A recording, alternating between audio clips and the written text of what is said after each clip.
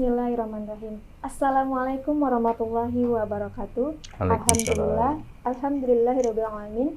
Wassalatu wassalamu ala asyrofil anbiya'i wal mursalin Sayyidina Muhammadin wa ala alihi wa ashabihi ajma'in. Asyhadu an la ilaha illallah wa asyhadu anna Muhammadar Rasulullah. Amma ba'du. Yang kami muliakan para pemirsa Tribun News, khususnya yang beragama Islam, dimanapun berada, semoga kita selalu dalam keberkahan dan lindungan Allah Subhanahu wa Ta'ala.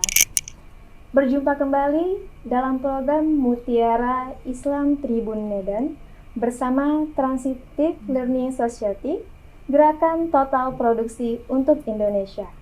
Adapun pada tema kita hari ini yaitu tentang menjadi generasi milenial yang bahagia.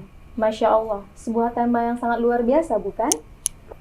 Bersama saya, Sri Sukma Wulandari, telah hadir nih di studio kita narasumber yang sangat luar biasa yang akan membahas tema kita pada hari ini.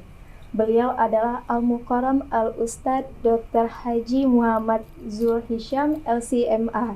Ya Ustadz ya? Ya. Baiklah. Beliau berprofesi sebagai dosen di salah satu perguruan tinggi di Kota Medan. Baiklah pemirsa, mari sama-sama langsung saja nih kita mulai bincang-bincang kita bersama Ustadz. Mungkin bisa nih Ustadz memberikan kata pengantar terlebih dahulu pada acara kita hari ini. Baik, terima kasih Mbak Bulan. Bismillahirrahmanirrahim. Assalamualaikum warahmatullahi wabarakatuh. Alhamdulillah, wassalatu wassalamu ala rasulillah wa ba'du. Para pemirsa Tribun yang kami hormati, dan sama-sama kita memohon ampunan dari Allah Subhanahu wa Ta'ala. Mari pertama dan paling utama dalam hidup ini adalah bersyukur. Bersyukur kepada Allah Subhanahu wa Ta'ala atas berbagai nikmat, hidayah, inayah yang telah diberikan. Dan semoga kiranya nikmat-nikmat tersebut juga mampu kita pertanggungjawabkan kelak di yaumil mahsyar. Salawat dan salam tak lupa juga mari kita sampaikan kehadiran baginda besar Nabi Muhammad SAW. Semoga kita mendapatkan syafaat dari beliau. Apa kabar Mbak Ulan? Alhamdulillah sehat. Masya Allah. Ini kan kita membahas tentang generasi milenial, bagaimana bisa bahagia gitu Ustaz. Ya. Jadi yang ingin Ulan tanyakan ya Ustaz, yaitu makna bahagia itu menurut Ustaz itu bagaimana? Ya. Baik, terima kasih. Pada dasarnya selaku orang yang beriman, tujuan hidup kita itu kan dua. Pertama bahagia di dunia dan bahagia di akhirat.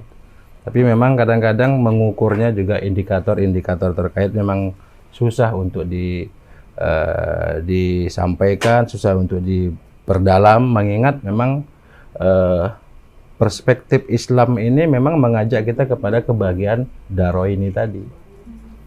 Nah, artinya kalau ditanya bagaimana bahagia, kalau dalam perspektif Islam, bahagia itu adalah ketika kita mampu menunaikan hak-hak Allah dan juga mampu menunaikan hak-hak sesama manusia.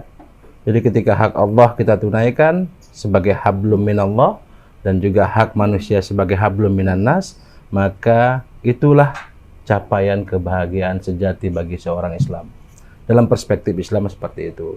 Namun dalam hal ini juga kita banyak mendengar, membaca, para ulama juga membahas ya, berbagai hal-hal terkait yang bagaimana bisa membahagiakan orang, bagaimana generasi muda itu bisa bahagia dengan capaian kebahagiaan dunia dan akhirat. Tentunya tadi hak Allah dijalankan, nah, hak manusia dijalankan. Nah, ketika itu sudah ditunaikan, maka berarti capaian bahagia itu sudah didapatkan. Ketika bicara hak Allah misalnya, bagaimana kita disuruh untuk melakukan ibadah, bagaimana kita disuruh untuk meningkatkan keimanan dan ketakwaan setiap saat, bagaimana kita diperintahkan untuk at-tafaqquh bid-din, belajar agama. Jadi itu kan bagian usaha kita untuk menjadi bahagia. Kemudian bagaimana kita disuruh untuk menjalankan amal saleh, ya kan, menunaikan amal saleh, Bagaimana kita diperintahkan dengan sabar dan syukur. Dua hal ini yang sangat mendalam dalam ajaran Islam. Nabi pernah bilang, sesungguhnya sungguh menakjubkan orang-orang Islam itu. Karena apa? Karena ketika dia mendapat musibah, dia bersabar, itu baik baginya. Ketika dia dapat nikmat, kemudian dia juga bisa bersabar, maka itu juga baik baginya. Jadi syukur dan sabar itu juga bagian cara kita untuk bisa menemukan bahagia. Masya Allah, berarti untuk kita meraih kebahagiaan sebenarnya Ustadz, selain kita meraih kebahagiaan di dunia, kita juga meraih kebahagiaan di akhirat dengan bersyukur dan juga bersabar gitu ya Ustadz. Iya, salah satunya. Nah, ini Ustadz, ada lagi yang ingin Ulan tanyakan Ustadz. Menurut ajaran Islam nih Ustadz, pengertian bahagia itu sebenarnya seperti apa Ustadz? Karena kita mungkin melihat bahagia ini ya keinginan dari hati ketika kita mendapatkan sebuah kesenangan gitu. Jadi kalau menurut pandangan Ustadz sendiri lah, dari pengertian Islam itu bahagia itu seperti apa? Ya, baik. Kita bicara Islam, tentunya kalau kita kaji pengertiannya, bahagia tadi harus kita dudukkan dulu perspektif bahasa Arabnya gitu. Karena Al-Quran dan hadis itu kan berbahasa Arab. Nah, maka kalau kita lihat bahagia atau kebahagiaan itu kan bahasa Arabnya as-sa'adah, ya kan? As-sa'adah itu kebahagiaan. Jadi orang yang hidup di dunia ini memang harapan dia bisa bahagia dunia. Kemudian pasca dunia nanti dia juga pengen hidup bahagia di akhirat, sebagaimana kita sampaikan tadi. Namun tentunya ini nggak mudah. Hal-hal yang kita temukan di lapangan terkait dengan prestasi, terkait dengan suka, duka, dan hal yang lain itu kan menantang kita.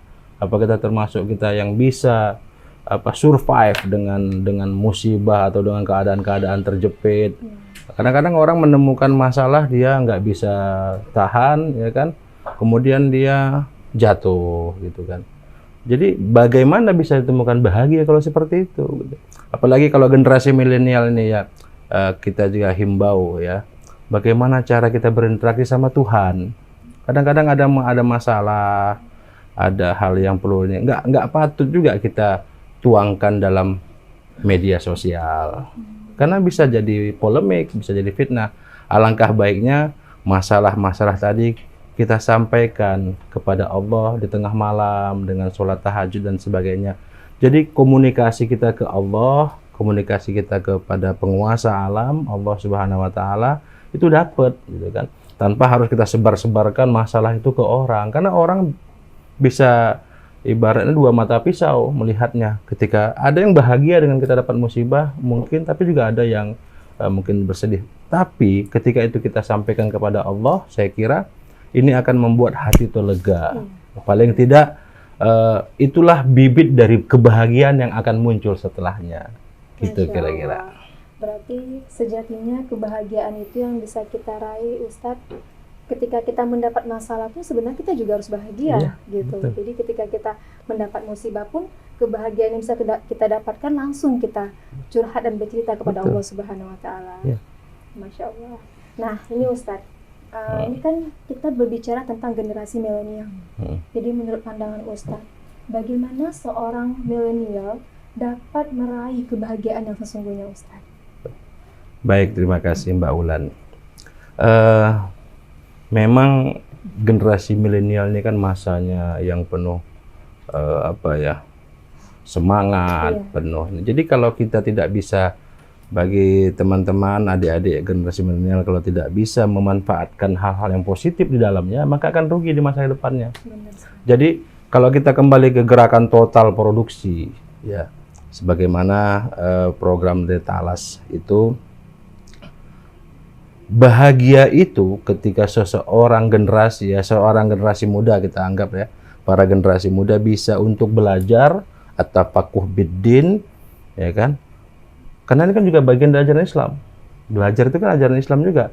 Bagaimana seseorang, kan ada hadisnya kan, thalabul ilmi fardhatun. Belajar itu bagi seorang muslim itu hukumnya wajib. Nah, ketika dia sudah belajar, maka alangkah baiknya, seyogyanya seorang pemuda atau pemudi itu bisa berkarya, bisa membuat suatu hal yang sifatnya produktif.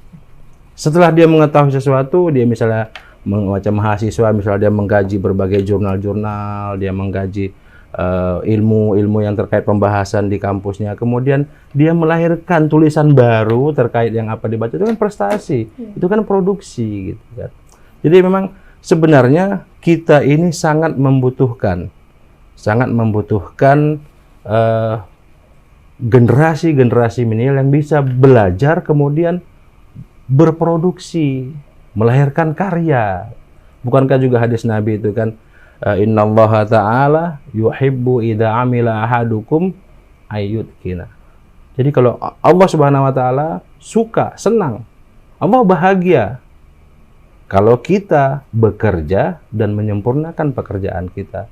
Jadi artinya setelah kita belajar, kita juga dituntut untuk bisa berproduksi, berkarya.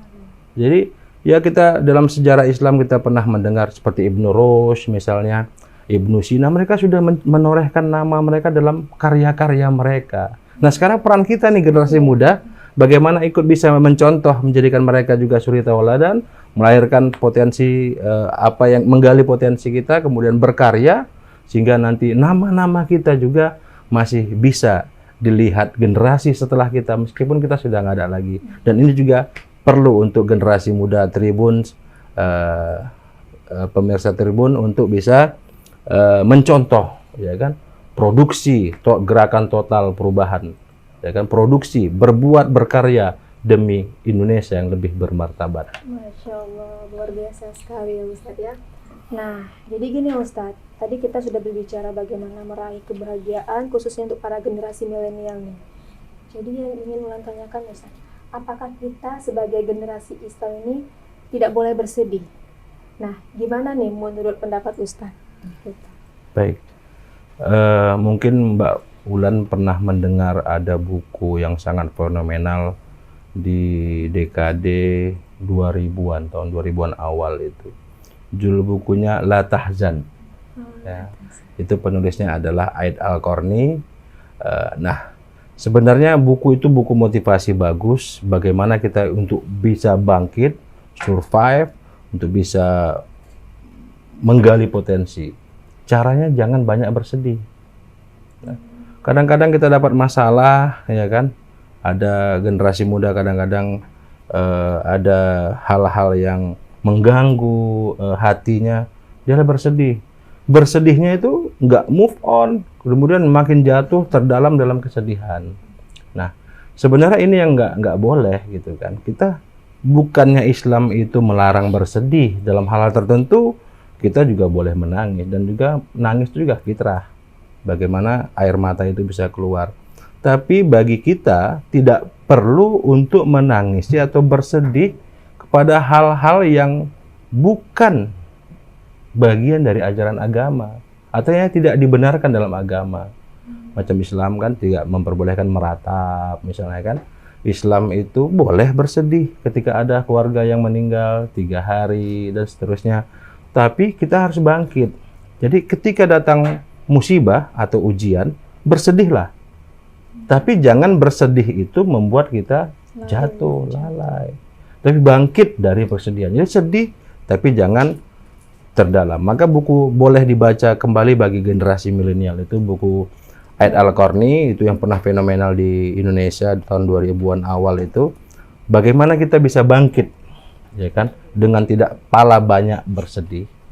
Jadi generasi muda pun ya jangan pala banyak bersedih, ya kan. Mungkin kita lagi tidak bisa banyak berinteraksi kepada sesama, jangan sedih, karena tetap ada hikmahnya semua yang ada di dunia ini. Ketika Allah turunkan cobaan kita, wabah COVID-19, itu artinya Allah ingin kita banyak-banyak di rumah, supaya kita interaksi sama keluarga lebih bagus. Ada hikmahnya Mbak Ulan. Tapi nanti ketika insya Allah Allah cabut wabah ini, ya kita harus bangkit lagi untuk bisa melakukan gerakan total produksi di berbagai bidang untuk menutupi kekurangan-kekurangan kita selama di rumah semasa pandemi ini. Gitu kira-kira. Masya Allah.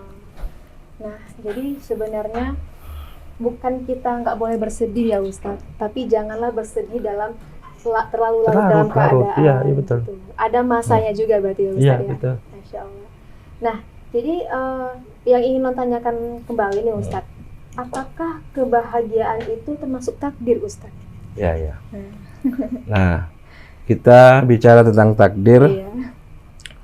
Sebenarnya takdir kita itu kan nggak diketahui. Iya benar. Karena belum diketahui takdir itu, maka kita masih punya berbagai usaha untuk melakukan, untuk menjadikan takdir itu baik. Maka kan ada hadisnya itu, doa bisa merubah takdir. Nah, bagaimana cara doa bisa merubah takdir? Doa kita itulah permohonan kita, sehingga ketika Allah mengabulkan, yang di depan, harapan kita di depan berubah, ataupun yang nasib kita ke depan bisa berubah. Maka doa itu bisa merubah takdir. Nah, takdir itu belum kita ketahui. Nah, selama dia belum kita ketahui, maka kita harus bisa mencapai takdir-takdir yang baik. Maka itu harapannya doa-doa tadi. Maka saya rasa generasi muda perlu untuk optimis, ya, senantiasa optimis. Jangan takdir saya udah kayak gini, sedih. Jangan, ya kan? Kita belum tahu ke depan masalahnya bagaimana, ya kan? Maka ketika takdir itu kita belum tahu bagaimana ke depan, kita harus optimis untuk tetap bahagia. Jangan pernah bersedih kepada hal-hal yang tidak berguna, untuk bisa melahirkan takdir yang baik. Dengan catatan, selalulah berdoa, bermohon kepada Allah agar kiranya takdir-takdir kita yang ditetapkan ini adalah takdir yang baik bagi kita menurut Allah. Masya Allah. Jadi tetap bagaimanapun juga kembalikan lagi diri kita kepada Allah Subhanahu wa Ta'ala ya Ustaz ya. Iya. Sedih, bahagia itu semua tergantung Karena kita. Allah, ya. Karena Allah dan bagaimana pembawaan diri kita. Benar. Baiklah Ustadz, ini pertanyaan terakhir nih mungkin Ustadz. Boleh. Menurut Ustadz nih, apa yang bisa dilakukan bagi para Tribunnews nih yang di luar sana untuk menjadi generasi yang bisa selalu bahagia? Baik, terima kasih Mbak Ulan. Generasi muda, para Tribuners, generasi muda harapan bangsa. Banyak hal yang bisa dilakukan untuk menjadi generasi yang berbahagia. Yang pertama, bertemanlah dengan orang-orang yang soleh. Karena orang soleh itu juga memberikan nantinya kebahagiaan bagi kita di akhirat. Nah, kemudian pandai-pandailah menggunakan waktu.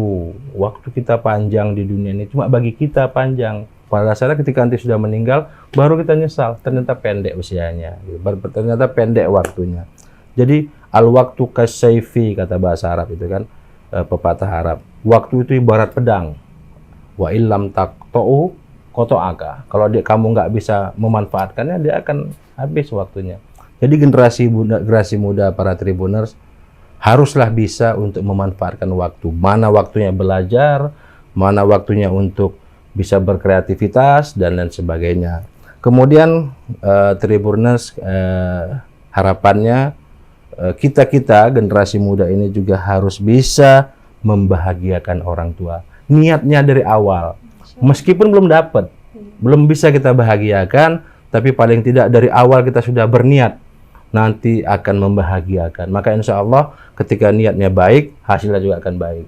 Jadi ketika kita bisa mendapatkan ridho Allah, ketika kita bisa mendapatkan ridho orang tua, maka otomatis kita bisa mendapatkan ridho Allah.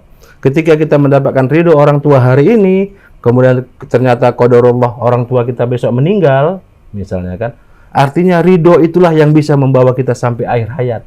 Berarti keridhoan orang tua sebelum meninggal itulah yang membawa kebahagiaan bagi kita di masa-masa yang akan datang. Jadi jangan pernah durhaka, jangan pernah kita lupa bahwasanya orang tua itu ridho Allah fi ridhol walidain. Ridho Allah terdapat pada ridho walidain, gitu.